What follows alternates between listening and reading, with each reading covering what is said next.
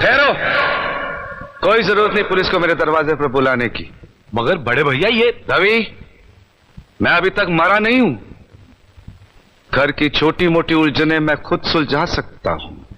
साहब जी इन्हें डांटिए, अभी का अभी डांटिए।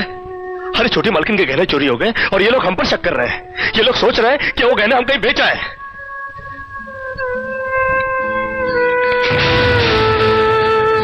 बाकी के रुपए कहां हैं कृष्णा? क्या क्या पूछा आपने साहब जी? मैं पूछ रहा हूं कि बाकी के रुपए कहां हैं? ये आप पूछ रहे हैं साहब जी अपने कृष्णा से? देखो कृष्णा, गलती हर इंसान से होती है। तुम मुझे सही सही बता दो कि गहने तुमने कहां बेचे, मैं तुम्हें कुछ नहीं कहूंगा।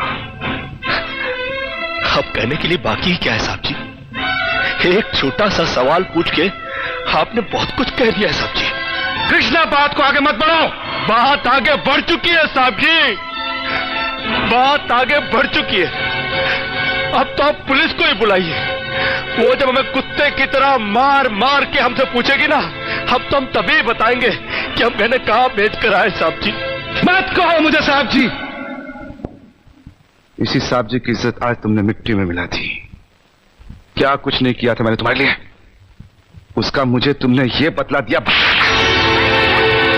अरे भैया क्या? अरे हट जाओ ज्योति। जिस दिन मेरी फैक्ट्री जलकर राख हो गई थी और मैं बर्बाद हो गया था, मुझे उतना दुख नहीं हुआ था कृष्णा जितना आज हुआ जब तुमने इस घर में चोरी की है। साहब जी, बचपन में जब हमारे माँ बाप मर गए थे ना और हम अनाथ हो गए थे ना, तब भी हमें इतना दुख नहीं हुआ था जितना दुख हमें आज हुआ है जब आपने हमें चोर कहा साहब जी। आपने हमें चोर कैसे कहा साहब जी? और ज्यादा सफाई देने की जरूरत नहीं है। दूर हो जा, मेरी नजरों से दूर हो जा।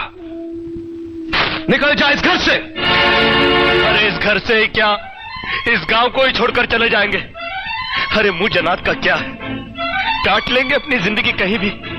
इतने साल इस घर में बेफिक्री से ये समझकर काट लिए कि साहब जी का हाथ है हमारे सर पर। हमको क्या है परवाह किसी बात की, मगर नहीं, अब हम जान गए कि इस दुनिया में अनाथ का कोई नहीं होता। हम जा रहे हैं साहब जी और इस घर में कभी नहीं आएंगे। अभी निकल जा। दोबारा इस घर की दहलीज में कदम भी रखा तो मेरा मरा हुआ मुंह देखेगा तू। अरे नहीं नहीं नहीं, मुझ नौकर के लिए अपने दिल को दुख देने की कोई जरूरत नहीं। मैं कदम भी नहीं रखूंगा यहाँ पर।